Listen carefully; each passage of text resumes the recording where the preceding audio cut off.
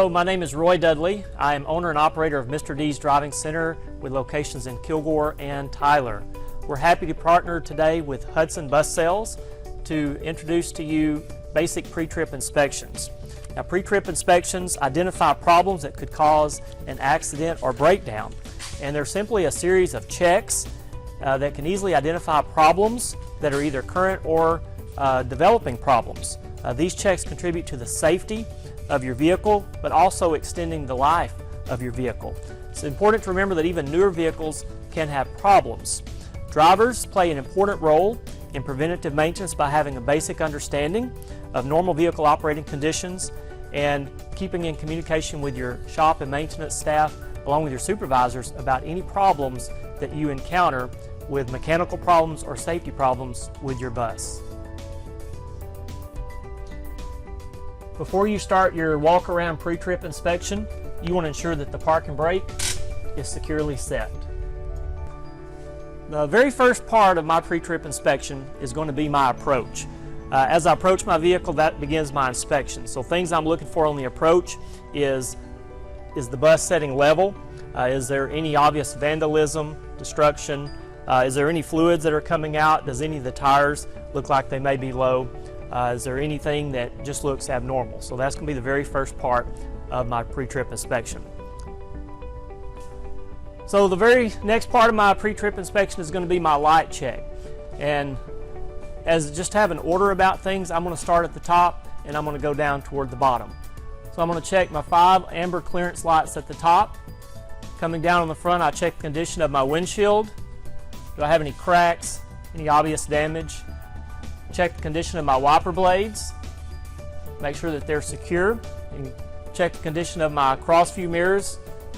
Ensure that they're not loose or damaged in any way. Okay. Coming down to the hood, I check my low beam headlights, my turn signals. I'm going to check any damage that I may see.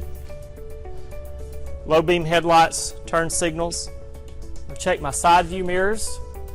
And generally you're going to check if your state requires inspection or registration sticker as well. So part of my walk around for the right side, I'm going to check my mirrors.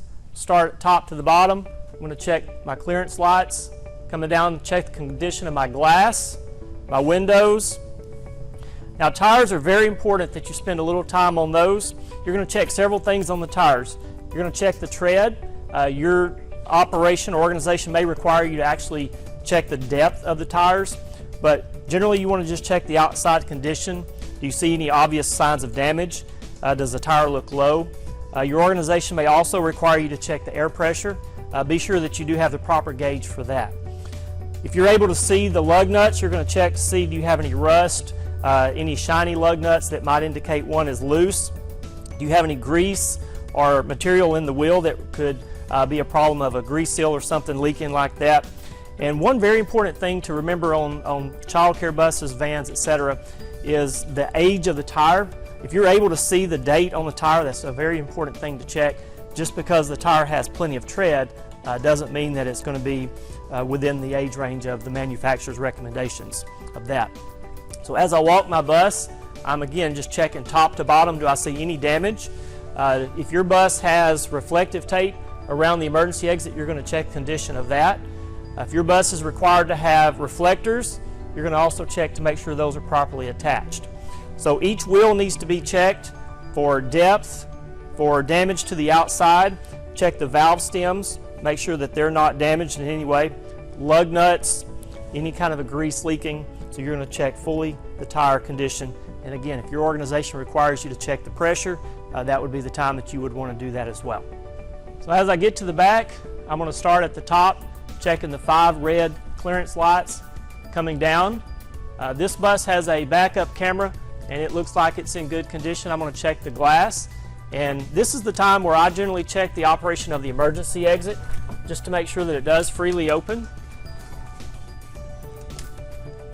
And a lot of these exits will latch, so when you get ready to close the door, you have to release that latch and ensure the door is closed good. Check the condition of the glass on the door. You have your tail lights, your turn signal lights, our reflectors And for the purposes of this, we're not going to check the reverse lights, but we are going to check the condition of the license plate light, make sure it's working. Now, if your bus has the exhaust that runs through the bumper, you want to make sure that it's secure. If the exhaust is under the bumper, you want to also make sure that it's secure and attached and not loose or anything. If your bus has dual wheels, this is a good time to look underneath to see are the dual wheels touching. So if the dual wheels are touching, then that means that they're going to be low. This bus has single rear wheels, so that's not going to be the case, but dual rear wheels can be checked from the back. So I'm going to repeat the process for the left side. I'm going to start at the top and go down to the bottom, checking the condition of my glass, my red reflectors, any body damage.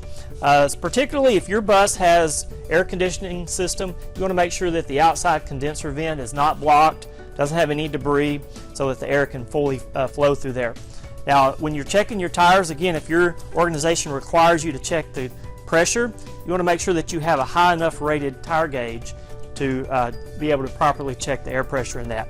And if your department or organization requires you to check the depth, it's a very good idea to know how to use this thing before you're actually required to use it. We're also going to check the fuel tank. So this bus does not have a fuel cap, but if your bus does have one, you want to make sure that it is on securely and that there's no debris or anything around that.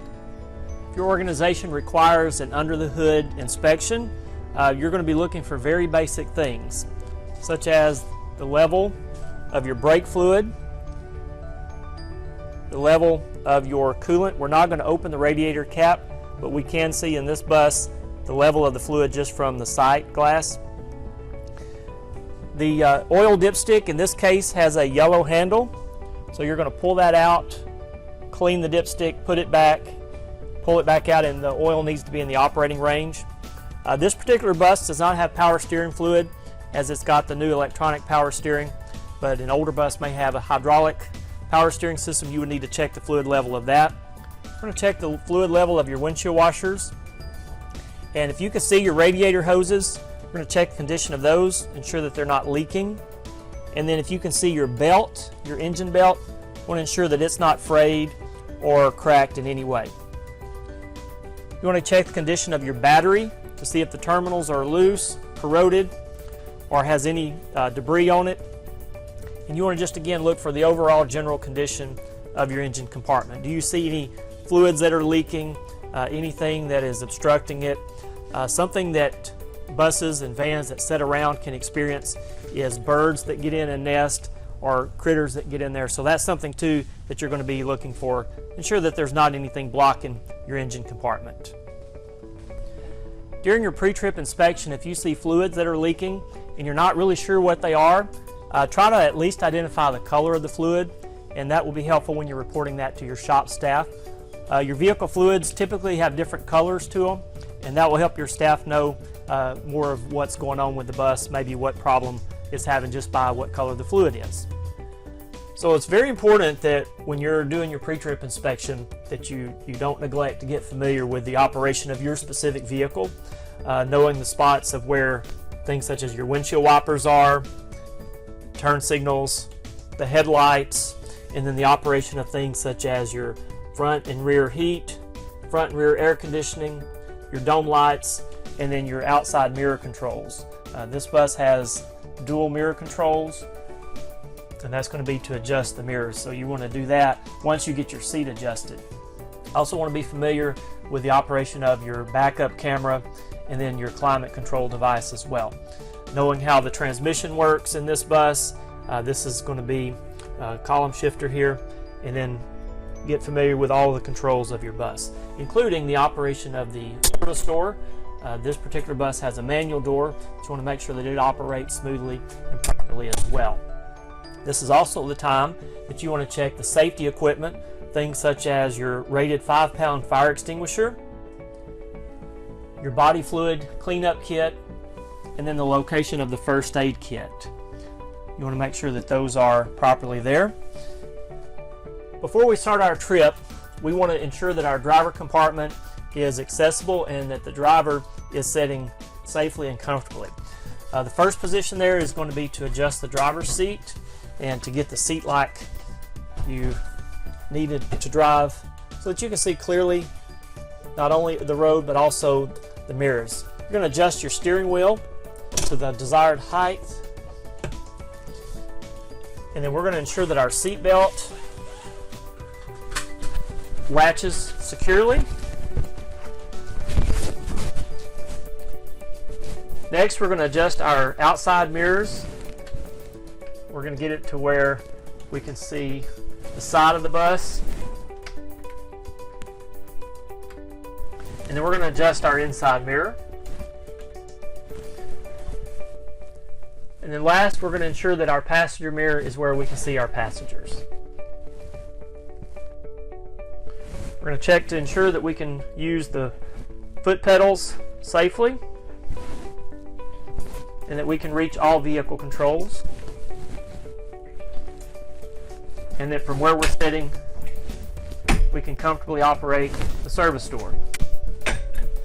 It's critical that your mirrors are properly adjusted, particularly since these buses have a lot of blind spots that you're not necessarily able to see from the driver's side.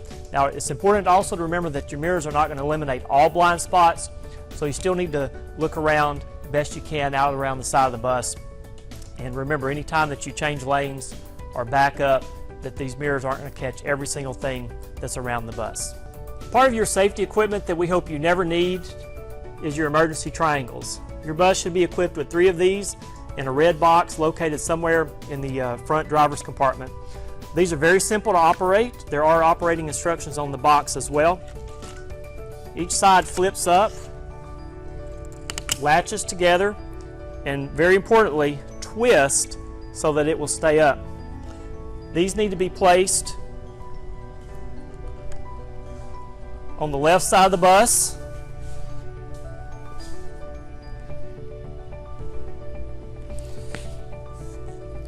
starting approximately 10 foot behind the bus, 100 foot, and then 100 foot. That's going to be roughly 40 paces from this triangle to your 100-foot mark.